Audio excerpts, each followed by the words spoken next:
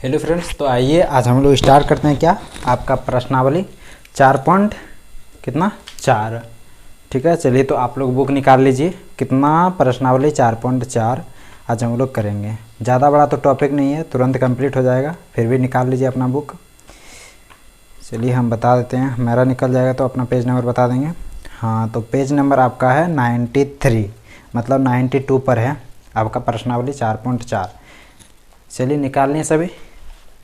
चलिए तो हम लोग स्टार्ट करते हैं। और आप लोग देखिए पहला प्रश्न क्या बोल रहा है।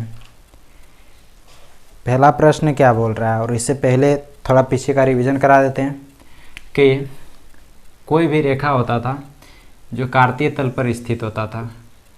ठीक है, मान लो ये कोई कार्तीय तल है। ठीक है, यदि हमारा कोई भी समीकरण दिया है, ठीक है, समीकरण दिया है x बराबर a, तो वह कहाँ स्थित होगा। तो x बराबर a, इस तरह का जितना भी समीकरण होगा वो क्या होगा, ये हमारा क्या है x अक्ष, और ये हमारा क्या है y अक्ष। ठीक है, तो x बराबर a के रूप का प्रत्येक समीकरण कहाँ स्थित होगा, ओरिजिन के, ओरिजिन किधर, दाएं तरफ, और y अक्ष के समांतर स्थित होगा।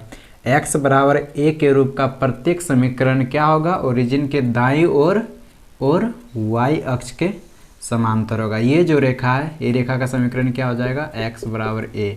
इस रूप का प्रत्येक समीकरण कहाँ स्थित होगा, y अक्ष के समांतर स्थित होगा। और दूसरा समीकरण था x बराबर माइनस a। जितना भी समीकरण x बराबर माइनस a का रूप का होगा वो कहाँ स्थित होगा, ओरिजिन के बाईं ओर और y अक्ष के समांतर। ये जो समीकरण है, ये समीकरण क्या है, x बराबर माइनस a का। ठीक है, यहाँ तक दिक्कत नहीं है। अब हम लोग दूसरा समझते हैं क्या, यदि कोई समीकरण क्या हो, y बराबर a हो। यदि कोई समीकरण y बराबर a के रूप का हो तो वो समीकरण कहाँ स्थित होगा, तो वो समीकरण ओरिजिन के ऊपर और x अक्ष के समांतर स्थित होगा। ये जो समीकरण है, ये समीकरण क्या है, y बराबर a है। ठीक है, और यदि कोई समीकरण y बराबर माइनस a का रूप का होगा तो वो समीकरण कहाँ होगा, ओरिजिन के नीचे y अक्ष पर और x अक्ष के समांतर स्थित होगा। ये समीकरण क्या है, y बराबर माइनस a है। यहाँ तक दिक्कत नहीं है किसी को। तो चलिए हम लोग अब अपना टॉपिक स्टार्ट करते हैं। तो हमारा टॉपिक क्या बोल रहा है, 4.4 प्रश्नावली। तो पहला प्रश्न आप लोग देखिए। तो पहला प्रश्न क्या बोल रहा है, बोल रहा है एक चर वाले और दो चर वाले। तो आपको पता होगा एक चर वाला जो समीकरण होता है, क्या एक चर वाला जो समीकरण होता है वो किस, उसे यदि हम लोग निरूपित करना पड़ता है तो उसे हम लोग संख्या रेखा पर निरूपित करते हैं। एक चर वाले समीकरण को किस पर निरूपित करते हैं, संख्या रेखा पर निरूपित करते हैं। और दो चर वाले समीकरण को किसके, कार्तीय तल पर निरूपित करते हैं। ठीक है, ये हमारा कार्तीय तल हो गया और ये हमारा संख्या रेखा हो गया। तो एक चर वाले समीकरण को किस पे निरूपित करेंगे, संख्या रेखा पे, और दो चर वाले समीकरण को किस पे निरूपित करते हैं, कार्तीय तल पर। तो यहाँ तक दिक्कत नहीं है किसी को। हम लोग अपना टॉपिक बनाते हैं। तो टॉपिक में क्या बोल रहा है, एक चर वाले और दो चर वाले समीकरण के रूप में y बराबर 3 का ज्यामितीय निरूपण कीजिए। y बराबर 3 का क्या बोल रहा है, ज्यामितीय निरूपण कीजिए। तो पहला नंबर क्या बोल रहा है, एक चर वाले। तो प्रश्नावली 4.4 का पहला नंबर हम लोग स्टार्ट कर रहे हैं। पहला नंबर सीधा हम लोग आंसर पे जाते हैं। ठीक है, क्वेश्चन नहीं लिख रहे हैं। तो एक चर वाले समीकरण, पहले बोला है एक चर वाले में, फिर बोला है दो चर वाले में। ठीक है, समीकरण के रूप में y बराबर 3 का ज्यामितीय निरूपण कीजिए। तो कोई टेंशन नहीं, हम लोग ज्यामितीय निरूपण करते हैं।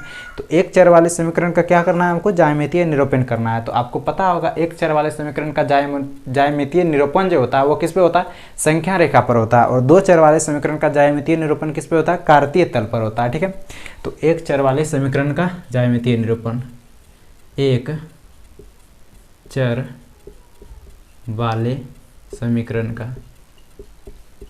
समीकरण, एक चर वाले समीकरण हमारा क्या है, एक चर वाले समीकरण के रूप में, समीकरण के रूप में हमारा समीकरण क्या दे दिया है, y बराबर 3। ठीक है, y बराबर 3 का ज्यामितीय निरूपण, का ज्यामितीय निरूपण, ज्यामितीय निरूपण, निरूपण। तो हम लोग क्या कर रहे हैं, ज्यामितीय निरूपण किसका, एक चर वाले समीकरण के रूप में y बराबर 3, y बराबर क्या है 3, समीकरण का ज्यामितीय निरूपण कर रहे हैं। तो एक चर वाले समीकरण का ज्यामितीय निरूपण हम लोग किस करते हैं, संख्या रेखा पे। तो हम लोग संख्या रेखा खींचते हैं, ये हमारा क्या है, संख्या रेखा है, ठीक है। यहाँ हमारा क्या है, 0 है। 0 के दाईं ओर क्या होता है, धनात्मक संख्या, और बाईं ओर क्या होता है, ऋणात्मक संख्या। तो इधर क्या हमारा धनात्मक संख्याएं हैं, पूरी की पूरी इधर क्या है धनात्मक संख्या, और इधर क्या हमारा पूरी की पूरी ऋणात्मक संख्या है। ये जितना दूर चला जाएगा उधर पूरा ऋणात्मक संख्या आएगा। इधर क्या धनात्मक संख्या, 1 2 3 4 5 6, ये आगे बढ़ते जाएगा। और इधर ऋणात्मक संख्या -1 -2 -3 -4 -5। यहाँ तक दिक्कत नहीं है किसी को। अब क्या बोल रहा है, y बराबर 3। हमारा समीकरण क्या है, y बराबर 3, आई मीन हमारा जो है पॉजिटिव 3 है, मतलब +3 धनात्मक संख्या। तो धनात्मक संख्या किधर है, इधर दाईं तरफ। तो हमारा 3 कहाँ है, ये तो हमारा 0 हो गया, 1 2 3। तो हमारा 3 कहाँ है, ये बिंदु है। तो ये जो बिंदु हो जाएगा, ये बिंदु, थोड़ा इसको डायरेक्ट कर देते हैं, ये जो बिंदु है इस समीकरण का बिंदु है। y बराबर 3 का हम लोग निरूपण कर दिए, ठीक है, एक पद में, एक चर में। अब हम लोग क्या करते हैं, दूसरे चर में। और अगला क्या बोल रहा है, हमारा 2 चर वाले समीकरण के रूप में हमारा ज्यामितीय निरूपण करना है। तो भाई कोई टेंशन नहीं, 2 चर वाले के रूप में भी करते हैं। तो अब दूसरा नंबर क्या बोल रहा है, 2 चर वाले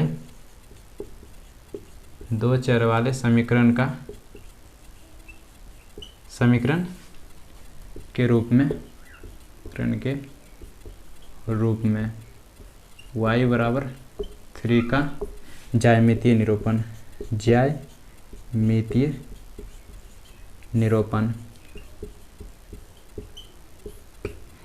अब हम लोग क्या कर रहे हैं, 2 चरों वाले समीकरण के रूप में y बराबर 3 का ज्यामितीय निरूपण कर रहे हैं। तो इसके लिए हम लोग क्या करना पड़ेगा, तो हम लोग ये 2 तरीके से बना सकते हैं। पहला कि ये जो y बराबर 3 दे दिया, इसको हम लोग पूरी तरह से समीकरण बना लें, 2 चर वाला समीकरण।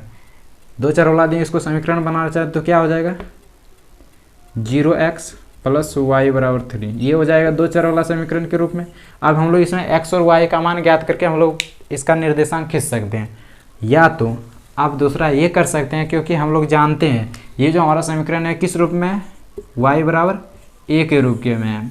तो इससे भी हम लोग बना सकते हैं। तो ये भी हम लोग जानते हैं y बराबर a के रूप का जो समीकरण होता है वो कहाँ स्थित होता है, हमको पता है। तो चलिए हम लोग यही से बनाते हैं, क्योंकि y बराबर 3 किसके रूप में है, y बराबर a के रूप में है। इसीलिए ये क्या होगा, ये जो हमारा समीकरण है y बराबर 3 y बराबर a के रूप का है। तो ये क्या हो जाएगा, y बराबर 3 y बराबर a के रूप का है, इसीलिए y बराबर 3, ये समीकरण सीधा लिखो ना, ये समीकरण कहाँ स्थित होगा, तो ये समीकरण y बराबर 3 के रूप का है। तो ये समीकरण x अक्ष के समांतर स्थित होगा, ये समीकरण x अक्ष के समांतर होगा, x अक्ष के समयांतर होगा। यहाँ तक दिक्कत नहीं है किसी को, क्योंकि ये जो हमारा समीकरण था, कोई भी समीकरण y बराबर 1 का रूप का होता है वो क्या होता है, x अक्ष के समांतर स्थित होता है। यहाँ तक किसी को भी दिक्कत हो नहीं, यहाँ तक दिक्कत नहीं होना चाहिए। चलिए तो हम लोग अब इसका क्या करते हैं, निरूपण करते हैं, ठीक है। तो इसके लिए हम लोग क्या करना पड़ेगा, कार्तीय तल खींचना पड़ेगा, इसीलिए हम ऊपर मिटाते हैं, ऊपर ही खींच देंगे। तो ये हम लोग 1 नंबर अब मिटाते हैं, और यहाँ हम लोग क्या बनाएंगे, कार्तीय तल। चलिए हमारा समीकरण क्या है, y बराबर 3 है। तो चलिए हम लोग कार्तीय तल बनाते हैं। ये हमारा क्या हो गया, y अक्ष, ये हमारा क्या हो गया, x अक्ष, और ये हमारा क्या है, y अक्ष। चलिए ये हमारा ओरिजिन हो गया। इधर जाएंगे तो धनात्मक संख्याएं 1 2 3 4, ऊपर जाएंगे तो कौन सी संख्या है, इधर भी धनात्मक संख्या है, यहाँ 1 2 3 4, और इधर जाएंगे तो ऋणात्मक संख्या है, -1 -2 -3, और नीचे आएंगे तो भी ऋणात्मक संख्या है, -1 -2 -3। यहाँ तक दिक्कत नहीं किसी को। अब क्या बोल रहा है, y बराबर 3, तो ये क्या होगा, x अक्ष के समांतर स्थित। तो y अक्ष क्या है, y अक्ष हमारा ये है, तो इस पर हमको लेना है रेखा। तो ये हमारा क्या होगा, x अक्ष के समांतर स्थित होगा। y बराबर 3 है, इसके कारण से मतलब यदि हम y बराबर -a के रूप का होता, -a के रूप का होता तब तो जानते हैं कि नीचे स्थित होगा, लेकिन +a के रूप का होगा तो मतलब ऊपर स्थित होगा ये, ठीक है। ये जो रेखा हमारा y बराबर 3 है वो कहाँ होगा, x अक्ष के ऊपर स्थित होगा। तो x अक्ष तो हमारा ये है, इसके समांतर होगा, मतलब ना टेढ़ा होना चाहिए, नहीं पूरा समांतर होगा, समांतर होगा। तो y अक्ष क्या है, y बराबर 3। तो 1 तो हमारा ये है, 2 हमारा ये है, 3 हमारा है, मतलब यहाँ हमारा है। जब यहाँ से हम लोग कोई रेखा खींचेंगे तो ये जो रेखा होगा वो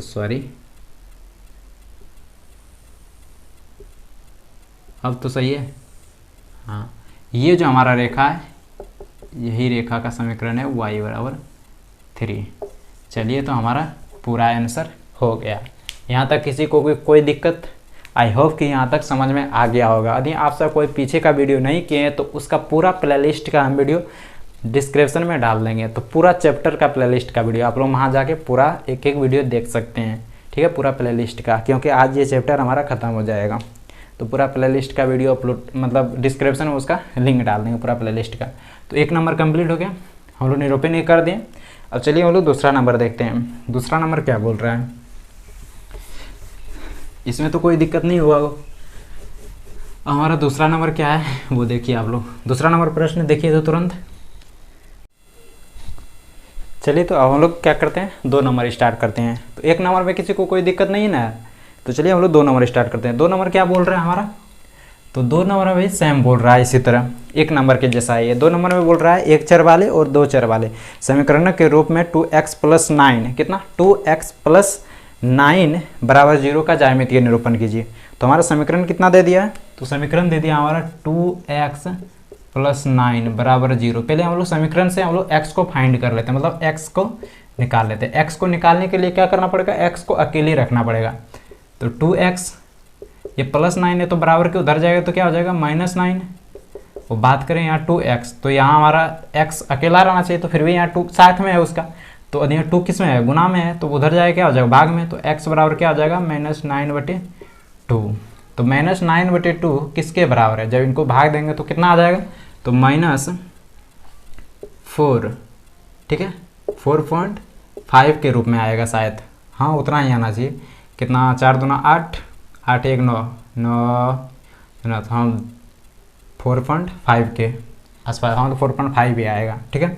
चलिए, तो क्वेश्चन चेक करने हम लोग को क्या जाता है, 4 से दे देंगे तो 8 बचा 1, पॉइंट दे देंगे तो 0, 5 दूना 10, ठीक है, दिक्कत नहीं है किसी को यहाँ तक। चलिए, तो हमारा जो x बराबर -9/2 आ गया वो कितने के बराबर है, -4.5 के रूप के बराबर है। तो अब हम लोग पहला प्रश्न क्या बोल रहा है, तो पहला प्रश्न बोल रहा है 1 चर वाले रूप में ज्यामितीय निरूपण करना है।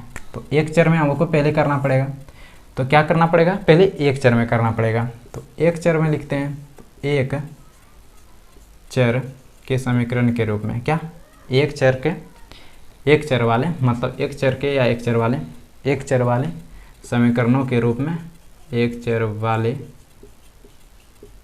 समीकरण के रूप में कितना, 1 चर वाले समीकरण के रूप में x बराबर -4.5 का ज्यामितीय निरूपण,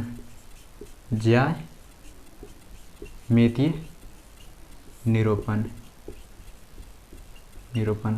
जब भी कोई भाग वाला जैसे बटे में आया, भिन्न का आया तो उसमें तुरंत भाग दे देना है, भाग देकर जो पॉइंट में निकले फिर उसको संख्या रेखा पर निरूपित करना है। तो 1 चर वाले समीकरण को हम लोग कहाँ, यदि ज्यामितीय निरूपण करना पड़ेगा तो किस पे ज्यामितीय निरूपण करते हैं, संख्या रेखा पे करते हैं। 1 चर वाले समीकरण का ज्यामितीय निरूपण हम लोग किस पे करते हैं, संख्या रेखा पे करते हैं। तो ये हमारा क्या है, संख्या रेखा है, ठीक है, ये हमारा क्या है, संख्या रेखा है। मान लो यहाँ हमारा क्या है, ओरिजिन है 0, इधर 1 2 3, इधर क्या होगा, धनात्मक संख्या है, और इधर क्या हो जाएगा हमारा, ऋणात्मक संख्या है। इसमें कोई दिक्कत वाली बात नहीं है। इधर क्या हो जाएगा, ऋणात्मक संख्या, -1 -2 -3 -4 -5। आप लोग ग्राफ को भी बनाइएगा तो ग्राफ में आपका बराबर दूरी दिया होगा। तो हमारा क्या है, x बराबर -4/5, -4/5। तो देखो -4/5 कहाँ होगा, 5 और 4 के बीच में, 4 और 5 के बीच में। तो 4 और 5 के बीच में कहाँ होगा, बीच में होगा, या तो ये 4 है और ये 5 है, तो 4.5 कितना होगा, यहाँ हो जाएगा 4.5 फिर 5, तो हमारा बीच में क्या हो जाएगा 4.5। तो बात करें हमारा यहाँ क्या है, तो यहाँ हमारा है -4.5, -4.5। इसमें कोई दिक्कत नहीं है। तो हमको क्या निरूपित करना है, बोल रहा है x बराबर -4.5। तो ये जो बिंदु है हमारा, यही बिंदु हमारा क्या है, x बराबर -4.5। चलिए, तो हमारा आधा आंसर हो गया। इस प्रश्न का क्या हो गया, आधा आंसर हो गया और आधा आंसर अभी बचा है। तो चलिए, यहाँ तक किसी को कोई दिक्कत नहीं है। एक चर वाले समीकरण का हम लोग ज्यामितीय निरूपण कर दिए हैं। एक चर वाले समीकरण का हमेशा याद रखना है, एक चर वाले समीकरण का ज्यामितीय निरूपण किस पे होता है, संख्या रेखा पे होता है। तो चलिए, अब हम लोग दो चर वाले समीकरण का ज्यामितीय निरूपण करते हैं। तुम्हारा दूसरा जो प्रश्न है वो क्या है, दो चर वाले समीकरणों का ज्यामितीय निरूपण कीजिए। तो दो चर वाले समीकरण का ज्यामितीय निरूपण हम लोग किस पे करते हैं, तो दो चर वाले समीकरण का ज्यामितीय निरूपण हम लोग, ये दूसरा नंबर है, दूसरा नंबर में क्या बोल रहा है, दो चर वाले समीकरण के रूप में x बराबर -4.5 का ज्यामितीय निरूपण। तो -4.5 का ज्यामितीय निरूपण अब किस में करना है, दो चर वाले रैखिक समीकरण का ज्यामितीय निरूपण हम लोग किस पे करते हैं, कार्तीय तल पर करते हैं। तो कार्तीय तल बनाते हैं। तो ये हमारा क्या बन गया, कार्तीय तल। ये हमारा क्या हो गया, x अक्ष, और ये हमारा क्या है, y अक्ष। इसमें कोई दिक्कत नहीं है किसी को। अदिया ओरिजिन, ये हमारा क्या है, ओरिजिन है। ओरिजिन के हम लोग दाईं तरफ चलें तो कौन सी संख्या आती है, धनात्मक संख्या आती है, और बाईं तरफ चलें तो कौन सी संख्या आती है, ऋणात्मक संख्याएं आती है। ये थोड़ा बड़ा करना होगा, ठीक है। इसमें तो किसी को कोई दिक्कत नहीं है। तो इधर जाएंगे तो कौन सी संख्या, धनात्मक संख्याएं, ऐसे बढ़ता जाएगा, और इधर आएंगे तो कौन सी संख्या, ऋणात्मक संख्याएं, -3, -4, -5, ठीक है। इधर भी बढ़ते जाएगा। और यदि यहाँ y अक्ष पर ऊपर की ओर चलें तो कौन सी संख्या, धनात्मक संख्या है, और नीचे की ओर चले तो कौन सी संख्या, ऋणात्मक संख्या है, -1, -2, यहाँ +1, +2। प्लस नहीं भी लिखेंगे चलेंगे, क्योंकि प्लस हम लोग नहीं लिखते हैं, ठीक है। हमारा क्या निरूपित करने के लिए बोल रहा है, x बराबर -4.5। तो x अक्ष पर -4.5 कहाँ है। और बात करें ये समीकरण किस रूप में है, x बराबर, ये समीकरण हमारा किस रूप में है, x बराबर -a के रूप का है, ठीक है। x बराबर -a का रूप का है। जो भी समीकरण x बराबर -a का रूप का होता है वो क्या होता है, y अक्ष के समांतर होता है, ठीक है। y अक्ष के समांतर होता है। जो भी समीकरण हमारा x बराबर -a का रूप का होता है वो क्या होता है, y अक्ष के समांतर होता है। इसमें कोई दिक्कत नहीं। आप यदि यहाँ लिखना चाहते हैं, यहाँ ऐड करना चाहते हैं, तो इससे पहले आप ऐड कर सकते हैं, क्योंकि ये जो हमारा समीकरण है x बराबर -4.5, ये x बराबर -a का रूप का है, इसीलिए ये समीकरण हमारा y अक्ष के समांतर स्थित होगा। इतना लिख के फिर आप ये डायग्राम बना सकते हैं। ऐसे आप डायरेक्ट भी बनाएंगे तो कोई दिक्कत नहीं है। तो x बराबर -4.5 का निरूपण क्या करना है, ज्यामितीय निरूपण। तो हम लोग कार्तीय तल बना लिए, अब हम लोग निरूपित करते हैं। तो हमारा x अक्ष ही है, तो इधर तो हमारा धनात्मक संख्या आएगा, तो क्या होगा, -4.5। तो -4.5 तो इधर होगा, तो भाई हम लोग इधर आते हैं। तो क्या है यहाँ +1, -1, -2, -3, -4, -5। तो 4.5 कहाँ है, तो -4.5 कहाँ होगा, हमारा -4 और -5 के बीच में स्थित क्या हो जाएगा, -4.5।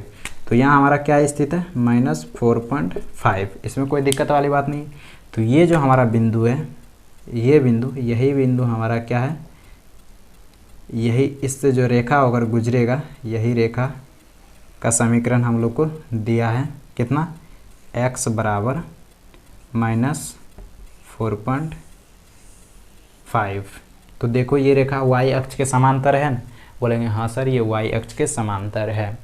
और यदि आप सब में कोई पहले का वीडियो नहीं किए हैं तो बार बार बोल रहे हैं, वो सब भी पूरा वीडियो कर सकते हैं। उसका भी हम लोग लिंक पूरा डिस्क्रिप्शन में डाल देंगे, तो आप लोग वहाँ से पूरा देख सकते हैं। तो चलिए, हमारा टॉपिक ख़त्म हो गया। अब हम लोग प्रश्नावली 4.4 तो पूरा कंप्लीट हो गया। अब हम लोग क्या करते हैं, सारांश करते हैं। इसमें कोई दिक्कत वाली बात नहीं है। अब हम लोग क्या करते हैं, इस चैप्टर से हम लोग क्या क्या सीखें उसके बारे में हम लोग जानेंगे। और यदि आप सब में कोई लाइक नहीं किए हैं तो हमारे वीडियो को लाइक करके हमारे चैनल को भी सपोर्ट कीजिएगा। अपने दोस्तों में शेयर कीजिए हमारे चैनल को, ताकि हमारा भी फॉलोअर्स बढ़े। तो चलिए हम लोग क्या करते हैं, अब सारांश करते हैं। हम लोग क्या स्टार्ट कर रहे हैं, सारांश। तो आप लोग बुक निकाल लीजिए। तो हम लोग क्या पढ़ें इस चैप्टर में, हम लोग क्या पढ़ें वो हम लोग को देखना है। तो इस चैप्टर में हम लोग क्या पढ़ें, तो पहला जो है क्या बोल रहा है, ए एक्स प्लस बी बराबर ए एक्स। तो हम लोग शुरुआत जो स्टार्ट किए थे, क्या हम लोग शुरुआत स्टार्ट किए थे, दो चर वाले रैखिक समीकरण का व्यापक रूप क्या होता है, दो चरों वाले रैखिक समीकरण का व्यापक रूप, दो चरों वाले रैखिक समीकरण का व्यापक रूप, रैखिक समीकरण का व्यापक रूप। तो दो चर वाले रैखिक समीकरण का व्यापक रूप क्या होता था, A X plus B Y plus C बराबर 0। इसके रूप का होता था जिसमें हमारा ए बी सी क्या था, जिसमें हमारा ए बी सी क्या था, वास्तविक संख्या, वास्तविक संख्या। ठीक है, ए बी सी क्या था हमारा, वास्तविक संख्या। और यहाँ एक्स और वाई क्या था, चर। एक्स और वाई क्या था, चर। चर हम लोग किसे कहते थे, जो वेरिएबल हो, जो बदल सकता हो, वेरिएबल एवर, मतलब जो बदलने योग्य हो उसे क्या बोलते थे हम लोग, चर। और अचर किसे बोलते थे, जो कांस्टेंट होता है, जो नहीं बदलता है कभी, उसे हम लोग क्या बोलते हैं, अचर। ये हमारा ए बी सी क्या है, अचर है। वास्तविक संख्या कभी बदलता नहीं है, जो भी संख्या होता है वही होता है। ठीक है, और चर क्या होता है, जो बदल सकता है। ठीक है, तो यहाँ हम लोग फर्स्ट में यही पढ़े थे। अब हम लोग दूसरा क्या देखें, एक तो हो गया, अब दूसरा बात करें। तो दूसरा हम लोग क्या कहें, किसी भी दो चर वाले रैखिक समीकरण का, किसी भी दो चर वाले रैखिक समीकरण का अपरिमित रूप से अनेक हल होता था। अपरिमित रूप से कितना, अनेक हल होता है। किसी भी दो चर वाला रैखिक समीकरण क्या क्या होता है, अपरिमित रूप से अनेक हल होता है। उसका जितना आप हल निकालना चाहे उतना हल निकाल सकते हैं। जैसे कोई भी समीकरण दे दिया है एक्स प्लस वाई बराबर 0 के रूप का, कोई भी समीकरण दे दिया हो तो कोई टेंशन नहीं, आप इसका अपरिमित रूप से अनेक हल निकाल सकते हैं। एक्स का मान कुछ रख के वाई का मान निकालेंगे, फिर वाई का मान रख के कुछ एक्स का मान निकालेंगे। इस तरह करके आप कई मान इसका निकाल सकते हैं। फिर हम लोग तीसरा क्या देखें, दो चरों वाले प्रत्येक रैखिक समीकरण का आलेख एक सरल रेखा आता है। हाँ, दो चर वाला का जो हम लोग जितना भी रैखिक समीकरण अभी तक किए हैं, जितना भी हम लोग समीकरण का आलेख किए हैं, वो क्या होता था, एक सरल रेखा में होता था, एक सीधी रेखा में होता था। ठीक है, उसका रेखा इस तरह नहीं जाता था, मतलब एक सरल रेखा में। दो चर वाले रैखिक समीकरण का प्रत्येक हल क्या होता था, एक सरल रेखा में होता था। और इस पर जितना भी हमारा बिंदु स्थित होता था वो क्या होता था, उस समीकरण का एक हल होता था। ठीक है, इस पर यदि कोई भी बिंदु a प्लस a b है तो ये जो बिंदु है ये क्या होगा, उस समीकरण का हल होगा। जो इस रेखा का समीकरण है, इस रेखा का समीकरण का क्या होगा, हल होगा। ठीक है, यहाँ तक किसी को कोई दिक्कत नहीं है। अब हम लोग आगे क्या देखें, तो आगे एक बात करें, चलिए तो फिर मिटा लेते हैं ये, फिर तब बताते हैं आगे बात करें। कोई भी समीकरण यदि x बराबर 0 और x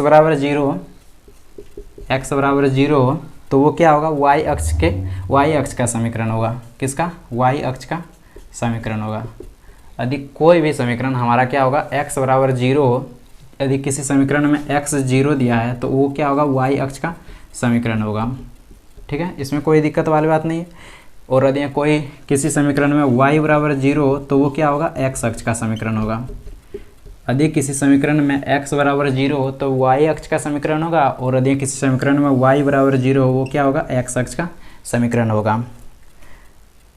और यदि बात करें, अगर कोई समीकरण हमारा x बराबर a का रूप का होगा, ये तो अभी भी हम लोग किए हैं। यदि हमारा कोई समीकरण किसके रूप में है, वो x बराबर a का रूप का होगा। क्या, x बराबर a का रूप का होगा तो वो क्या होगा, y अक्ष के समांतर होगा, y अक्ष का पैरेलल होगा, मतलब y अक्ष के समांतर होगा। यदि कोई भी समीकरण x बराबर a का रूप का होगा वो क्या होगा, y अक्ष के समांतर होगा। यदि कोई समीकरण x बराबर a या फिर x बराबर माइनस a, इस दोनों के रूप में हो सकता है। x बराबर a या x बराबर माइनस a का रूप का होगा तो वो क्या होगा, y अक्ष के समांतर होगा। यदि कोई समीकरण y बराबर a या y बराबर माइनस a का रूप का होगा तो वो x अक्ष के समांतर होगा। वो किसके समांतर होगा, x अक्ष के समांतर होगा। यदि कोई समीकरण y बराबर a या y बराबर माइनस a का रूप का होगा तो वो क्या होगा, x अक्ष के समांतर होगा। और एक बात, यदि कोई समीकरण k x का रूप का होगा, यदि कोई समीकरण के एक्स का वाई बराबर के एक्स के रूप का होगा या एक्स बराबर के वाई का रूप का होगा, ठीक है। तो ये जो हमारा समीकरण होगा वो क्या होगा, हमेशा ओरिजिन से होकर गुजरेगा। ये हमारा समीकरण क्या होगा, हमेशा ओरिजिन से होकर गुजरेगा, एम एक्स या फिर एक्स बराबर एम वाई, ठीक है। यदि कोई समीकरण हमारा y बराबर के एक्स का रूप का होगा, क्या होगा, y बराबर के एक्स के रूप का होगा, तो वो क्या होगा, हमेशा ओरिजिन से होकर गुजरेगा, मतलब मूल बिंदु से होकर गुजरेगा। यहाँ तक दिक्कत नहीं है। और 8वां आपका जो है सारांश वो क्या बोल रहा है, दो चरों वाले रैखिक समीकरण के आलेख पर प्रत्येक स्थिति पर प्रत्येक बिंदु रैखिक समीकरण का हल होता है। ये हम पहले भी बता दिए थे कि यदि इस रेखा पे कोई भी बिंदु हो तो वो इस समीकरण का क्या होगा, हल होगा। साथ ही रैखिक समीकरण का प्रत्येक हल रैखिक समीकरण पर आलेख एक बिंदु होता है, हाँ बिंदु होता है। चलिए, तो हमारा सारांश भी कंप्लीट हो गया, हमारा चैप्टर भी कंप्लीट हो गया। तो चलिए हम लोग फिर नेक्स्ट क्लास में क्या करेंगे, नेक्स्ट क्लास में हम लोग कोशिश करेंगे कोई न्यू चैप्टर स्टार्ट करने का। तो आज के लिए इतना ही रखते हैं। यदि आप सब अभी तक हमारे वीडियो को लाइक नहीं किए हैं तो हमारे वीडियो को लाइक करके अपने दोस्तों में भी शेयर कर दीजिएगा और हमारे चैनल को भी सब्सक्राइब कर लीजिएगा। तो चलिए हम लोग नेक्स्ट क्लास में मिलते हैं अब और न्यू चैप्टर के साथ। आज के लिए इतना ही, थैंक यू।